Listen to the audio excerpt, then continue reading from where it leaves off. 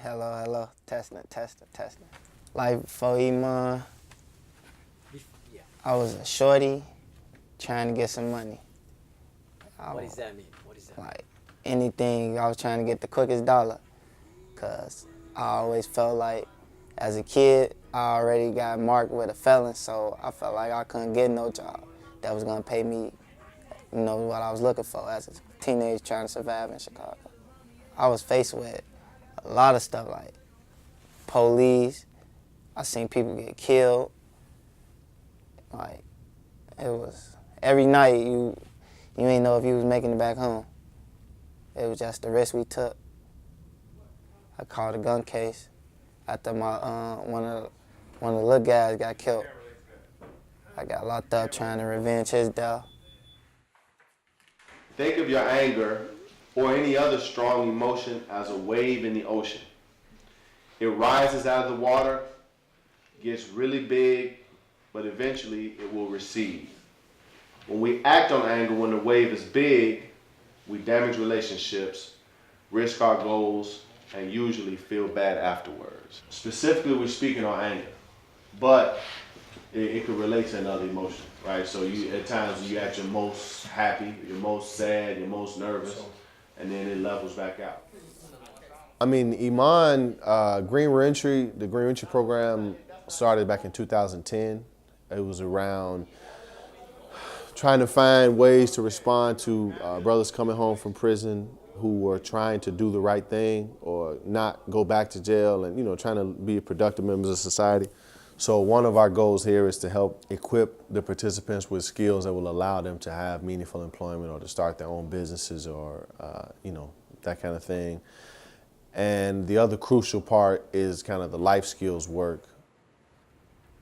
In the beginning, like I say, it was kind of a little hard because it was like you had to stop what you normally do every day and give in to some people you don't know. So it was kind of hard, like I ain't wanted to put my guards down because I thought like, well, maybe it's a failure. Maybe they ain't just gonna do this. Maybe they don't know what's going on until I actually got in here and I seen like half of the brothers that we work with did way more stuff than us. We work to help equip guys with a more beneficial mind frame or kind of approach or way of thinking or way of behaving, because you can get someone a job, but if they don't necessarily know what it means to behave professionally, to communicate effectively, to follow instructions, to uphold just certain standards that come along with being in the workplace, then that job won't last as long.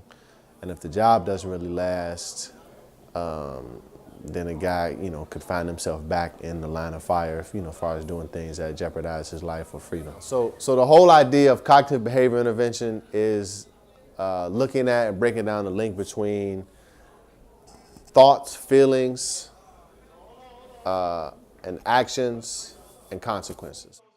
I just had to basically weigh my options, like either you want to change or, you just going to be another statistic. So I just gave in. And like I say, since I've been in the program, ain't nothing bad came.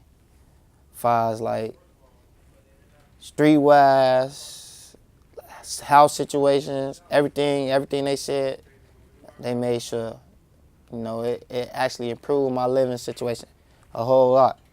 Because now I ain't got to go out streets, and try to get some drugs or try to find the next thing, because I already know where my money comes from with this electrical. So a lot of times the feedback that the guys would give is, this all sounds good in the space, but what am I actually going to do when I'm faced with one of these stressful situations of somebody calling me this or saying this about someone that I care about or pulling a gun on me or doing this thing or doing that. All right, bet we're going to leave it alone. You know what I'm saying? You could say it, that don't mean it's going to actually get left alone. That's what I said. I said it's a solution, but I don't agree with it. Can we get you in either A or B? So the role play is kind of a way to model, well, this is what that would look like if someone did something that you consider threatening or potentially harmful, this is what responding to that differently would look like. Hopefully, the idea is if you get in control of your thoughts, then it's easy to control your behavior. And we want to control your behavior so that you can, one, not end up shot or killed, and that you can not end up in prison. Because none of this is happening by chance. You know, ultimately it comes down to decisions. The decisions we make lead to the consequences that we see in life. So all right, so then what is leading you to make the decisions the way you are? And the whole idea of the CBI says that, well, the decisions that you're making go back to the feelings that you have, go back to or related to the thoughts that you have, and kind of even a step beyond that is this whole idea of your core values.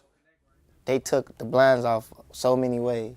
Like, one of the questions was, could you be cool with one of your ops? And so that's like, if somebody that you into with in the street walk in this program right now, what would you do? And in the beginning, you could say like, okay, we gonna send it up. That means like we gonna fight or something. Now it's like, okay, well, okay, you ain't never did nothing to me personally, you ain't killed one of mine, it's just you from the other side. So now they'll try to do something so you can overlook that. And basically, when it come down to it, they gonna make you do all type of activities. And then at the end of the day, everything gonna come down to he just another black man. That could be your brother, that could be your cousin.